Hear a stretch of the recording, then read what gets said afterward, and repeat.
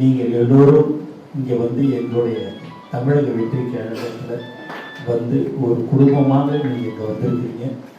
உண்மையாகவே மீண்டும் நான் சொல்லிக்கொள்கிறேன், ரொம்ப ரொம்ப மகிழ்ச்சி.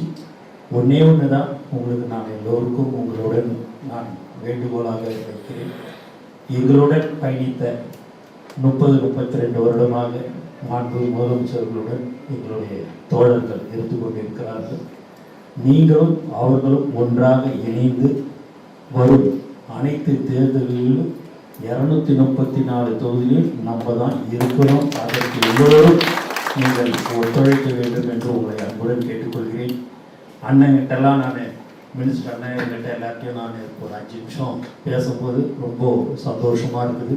ஏன்னா எல்லா கட்சி தலைவர்களிடம் நீங்கள் பணியாற்றியிருக்கீர்கள்.